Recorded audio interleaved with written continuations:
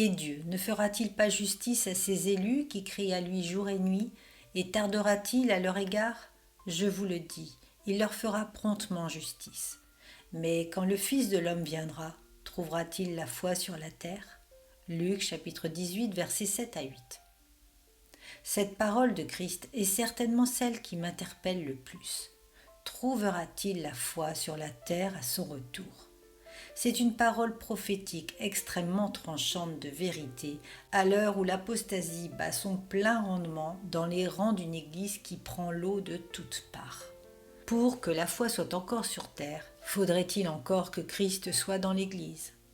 Nous vivons à l'époque apocalyptique. Oui, nous y sommes. Et il ne faut pas s'étonner de constater l'état du christianisme écartelé entre le postmodernisme religieux, l'éclatement des valeurs bibliques, un évangile édulcoré et des doctrines controversées.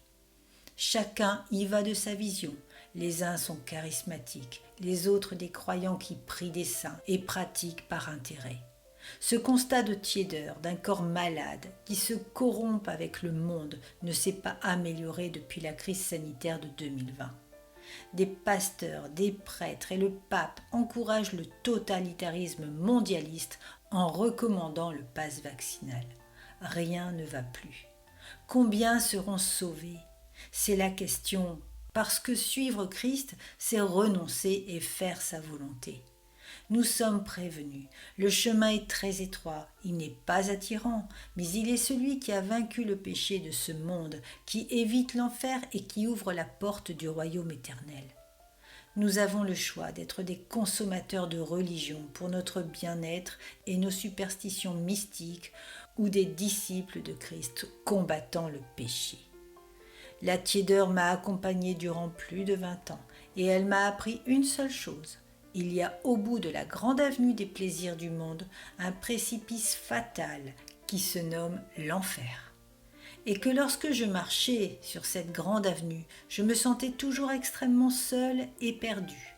J'étais un consommateur religieux qui voulait rester sur la grande avenue tout en étant béni. Depuis que j'ai quitté la grande avenue et que j'ai emprunté le chemin étroit, alors chaque pas me dit « Vas-y, avance dans les pas de Jésus ». Et plus tu vas avancer, plus la lumière, la paix, l'amour et la présence de Dieu t'élèveront vers la montagne sainte.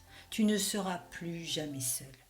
C'est pourquoi Matthieu 7, versets 13 à 14 nous révèle « Entrez par la porte étroite, car large est la porte, spacieux est le chemin qui mène à la perdition. Mais il y en a beaucoup qui entrent par là. Mais étroite est la porte, resserré le chemin qui mène à la vie, et il y en a peu qui les trouvent. »